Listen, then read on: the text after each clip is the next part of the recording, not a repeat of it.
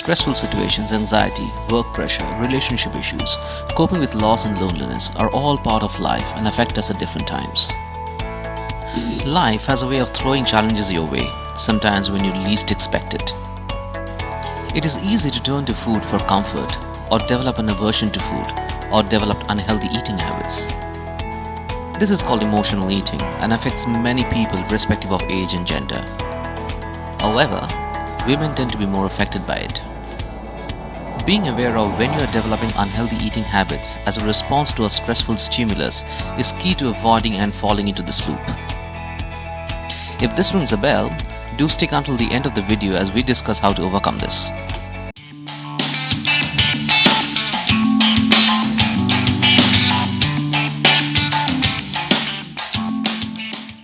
This video is brought to you by Good Health Corner. At Good Health Corner, we bring researched health information in a simplified manner that is easy to understand. If you like what you see here, we request you to support us by subscribing to our channel and giving a thumbs up to the video. Disclaimer: the health statements made in this video and the site are not intended to diagnose, treat or cure or prevent any disease, they are solely for information purpose. Always consult your doctor before implementing any treatment protocol. So what is emotional eating? Emotional eating may be described as eating in response to a psychological feeling rather than actual physical hunger pangs. Though emotional eating is usually associated with binge eating on comfort foods, it could manifest as several other eating disorders as well. The most common among them are anorexia. It is a condition where a person perceives himself or herself as fat and avoids food due to an irrational fear of gaining weight. This is often brought on by stressful situations or peer pressure. It is an extremely serious condition and requires psychological intervention to avoid long-term health impacts. Bulimia. This disorder is characterized by a cycle of binge eating and induced purging through vomiting, laxative abuse or fasting. Purging arises due to an overwhelming sense of guilt from overeating, leading to a reverse behavior pattern. Orthorexia.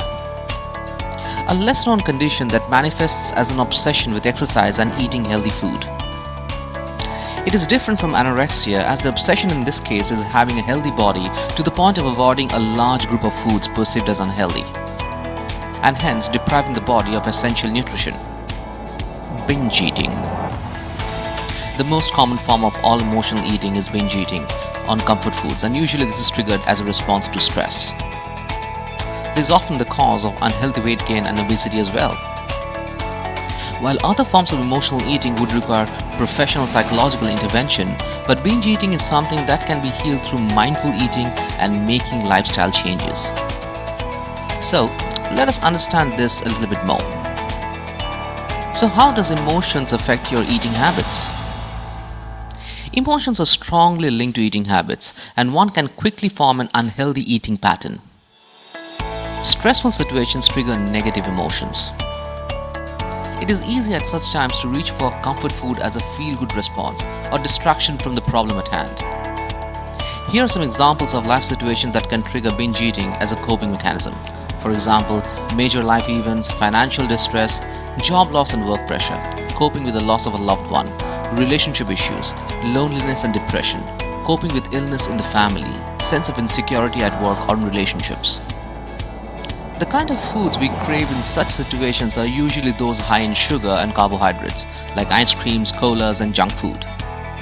The reason is the way our brains function, and this is serious. The main reason for food addiction, similar to alcohol and drug addiction, is due to a neurotransmitter called dopamine. This neurotransmitter is responsible for signaling to the brain that a particular event was pleasurable and reinforces the same behavior pattern. The temporary feeling of pleasure helps counterbalance the negative feelings that cause this binge eating. However, the effect is only temporary. The brain naturally craves sugar and foods high in carbs, as these are the primary sources of energy for the brain. So when you have a sudden spike in blood sugar, the brain records this as a positive experience, but it cannot distinguish between healthy or unhealthy sources. dopamine causes you to crave more and more of the same unhealthy foods, creating a behavior pattern that is hard to break. In other words, what starts off as a temporary distraction or trying to find a comfort in a stressful situation turns into a vicious cycle of unhealthy eating. An easy way to test is to ask yourself if the hunger you feel would be satisfied if only available food was an apple or any other healthy food. And if the answer is no, your feeling of hunger may be emotional rather than physical. So how to tell if you or a loved one has an eating disorder? There are many different signs and symptoms of eating disorders, and these could manifest in different ways for different people. Here are some common signs that should be considered as warning signals. These could be physical or emotional in nature. Some physical signs to watch out for are sudden fluctuation in weight, either gain or loss, anxiety, depression, and mood swings. Whereas emotional signs could be sudden uncontrolled eating of certain foods, withdrawal from society, feeling uncomfortable around other people, avoiding entire food groups, or eating very little or missing meals altogether. So how to heal emotional eating? Number 1. Identify the triggers.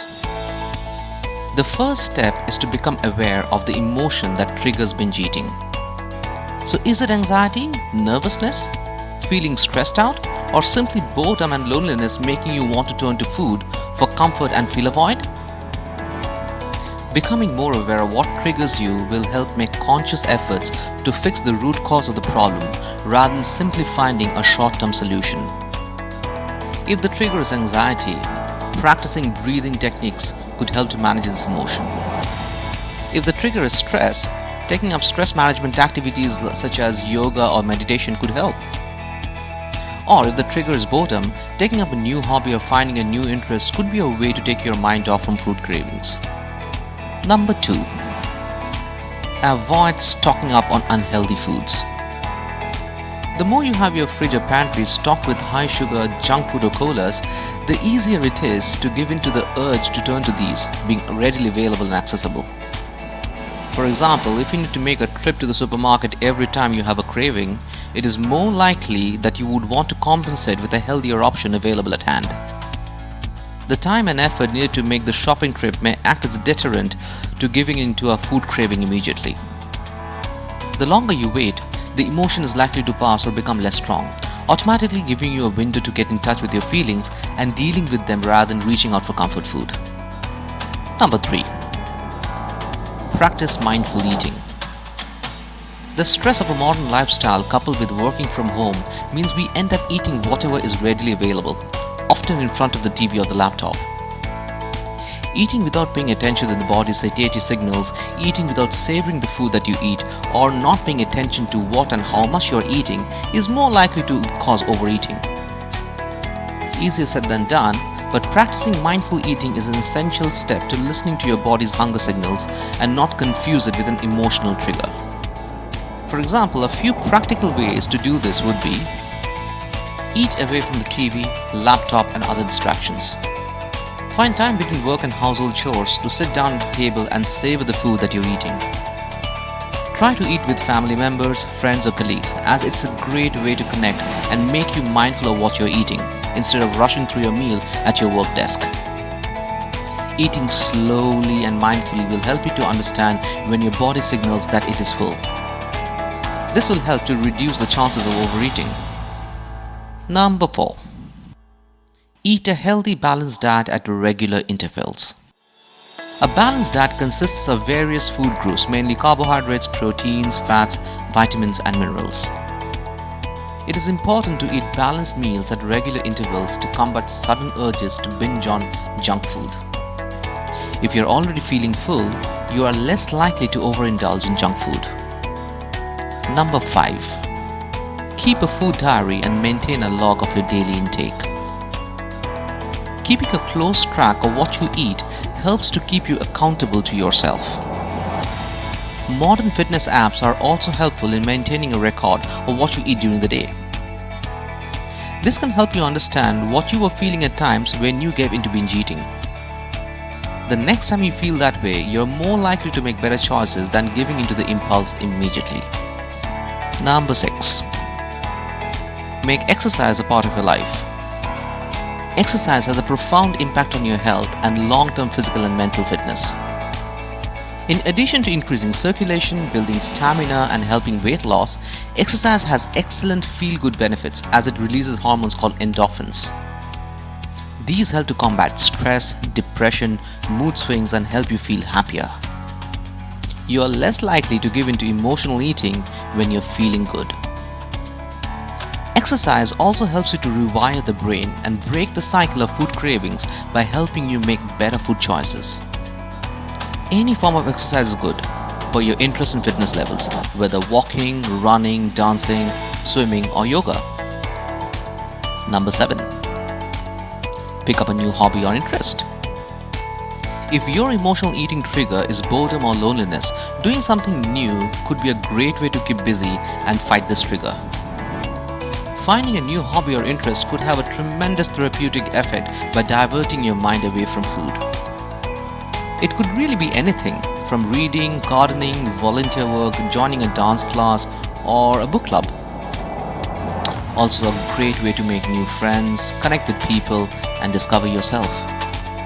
Number 8. Manage your stress levels. The most common trigger for emotional eating is day-to-day stress of life. Being aware of this and making a conscious effort to manage your stress levels could go a long way in curbing this urge and keeping it at bay over the long term. It could be anything that works for you, from yoga, meditation, music, dance, reading, anything. Choose something that resonates with you and you enjoy doing. Now let's understand intuitive eating versus emotional eating.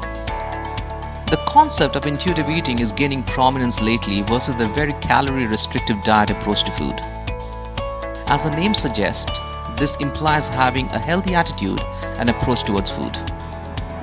It means being in control of your own body signals and be kind and accepting of yourself. This principle is based primarily on being able to differentiate between physical and emotional hunger signals and eating healthy balanced meals at regular intervals. This concept of eating dismisses all kinds of restrictive diets and the concept of eliminating entire food groups.